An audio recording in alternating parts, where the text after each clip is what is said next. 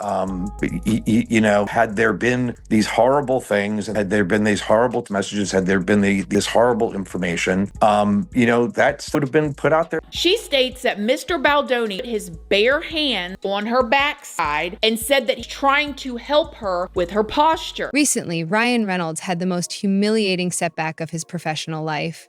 When Justin Baldoni abruptly takes his place, Deadpool fans are shocked, and Joe Rogan has a lot to say about it. According to Hollywood rumors, Reynolds was fired from the Deadpool franchise, a job he had previously held, only to have Baldoni steal it. As if losing his iconic persona wasn't terrible enough, Joe Rogan is making matters worse by openly criticizing him in front of millions of people. Reynolds' superstar status has taken a serious hit as a result of this surprise defeat, and Rogan's scathing remarks are making the decline much more agonizing. How did Ryan Reynolds, who was so adored, get to this point? A vicious feud that blossomed into a professional disaster is at the heart of it all. Reynolds may have lost the job that made him famous due to his own conduct, according to insiders. The stakes have never been higher. Reynolds' future as Deadpool is not the only thing at stake. His once immaculate reputation is being tarnished, and Joe Rogan's very public takedown makes sure that everyone is aware of how far Ryan has fallen. Hold on tight, for this debate is revealing a previously undiscovered aspect of Hollywood, where public humiliation, betrayal, and ego combine spectacularly. In Blake's first amended complaint, Blake changed what she alleged about what happened when the slow dance scene, now that the footage has been released for everyone to see. So what they're saying is, now that, Justin Baldoni shared the truth of what it looks like, they're no longer making the same claim. Previously, they said Miss Lively was filming a slow dance scene for a montage, which no sound was recorded. Of course, Justin proved there was sound. Mr. Baldoni chose to let the camera roll and have them perform the scene, but did not act character as Ryle. Instead, he spoke to Miss Lively out of character as... The unimaginable news that Ryan Reynolds had reportedly lost the Deadpool job to Justin Baldoni caused this story to blow up. In other words, the sardonic, red-suited anti-hero that Reynolds essentially brought to the public eye has been torn away. In a stunning power move, Marvel Studios reportedly opted to sever connections with Reynolds after becoming enraged over behind-the-scenes conflict, thereby recasting Deadpool with Baldoni. How did this occur? Reynolds allegedly flew too near the sun. He got caught up in a personal scandal so ugly that the studio decided he was too dangerous. Others argue that Marvel had secretly preferred Baldoni from the beginning, seeing him as a less controversial and safer option, at least in comparison to the controversies surrounding Reynolds. What specifically did Reynolds do to endanger his job then? It turns out that by making the most weird joke about Justin Baldoni, he could have gone too far. Do you recall the personal conflict between Baldoni and Ryan's wife, Blake Lively? Ryan couldn't help but put himself in there, though.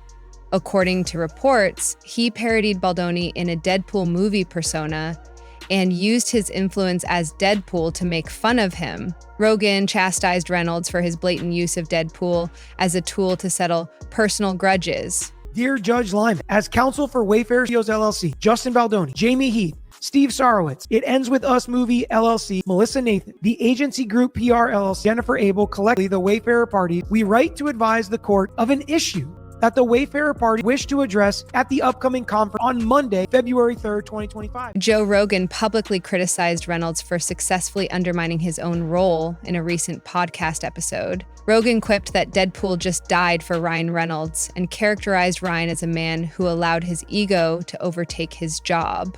The public smackdown was brutal. Rogan made fun of Reynolds for losing control of a persona he believed he owned in front of his enormous audience. Although Rogan has previously criticized Hollywood celebrities, it was startling to see him specifically target Ryan Reynolds, an Alyssa who is often adored. It hurt that Rogan's tirade portrayed Reynolds as conceited and opportunistic, unable to keep his personal grudge out of his work life. Consider yourself, Ryan. Joe Rogan is laughing at your collapse in front of the world, in addition to losing your iconic role. Few celebrities ever experience such humiliation. In all of this, where is Blake Lively? Apparently, she is furious.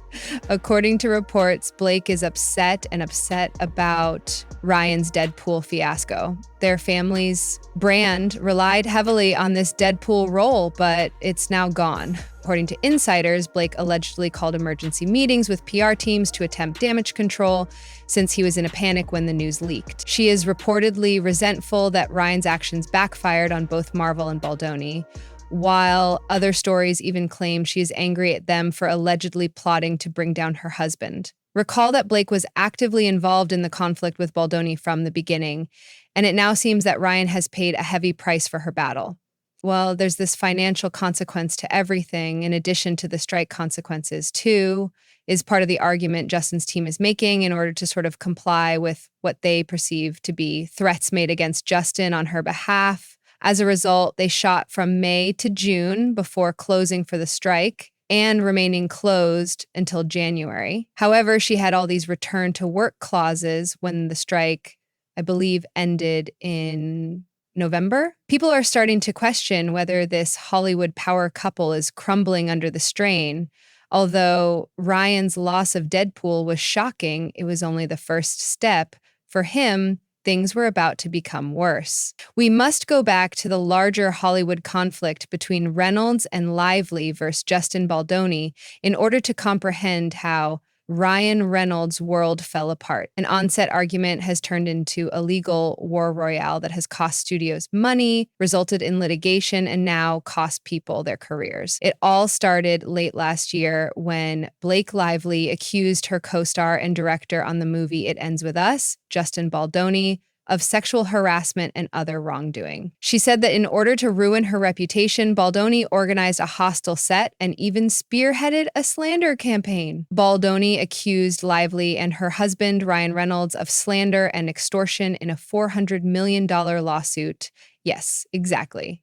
In addition to asserting his innocence, Baldoni basically charged Blake and Ryan with planning his downfall.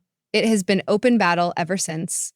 That's part of the point that Justin's team is making in kind of complying with what they're viewing as threats made on her behalf against Justin is like, well, there's this financial consequence to everything in addition to the strike consequences too, right? So they filmed May, June, then shut down for the strike, and then they were down in January. But I think the strike lifted in November, but then she had all these work provisions. He told us that Justin Baldoni claims she tried to take over his movie because she has a history of saying, okay, I'll be the star, but what I secretly want to do is direct it and edit it and produce it. I want all the roles for me and only me. I want full control because I am a controlling bully. That Justin Baldoni, ultimately, by the time they got to the premiere, was mandated by Blake Lively to spend the night in the basement away from his co-star and didn't even get to see the final cut of his own movie because Blake Lively insisted that she'd be the one to approve it. Was a, what Blake says, conversation that she heard had taken place with Steve Sarowitz. Steve Sarowitz is the head of Wayfair Studios. He's co-founder of Wayfair Studios along with Justin. And she says in this lawsuit, and it's interesting, she says, what I heard, he said, but it's presented as a quote in the lawsuit. She says that Steve said, I will protect the studio like Israel protected itself from Hamas.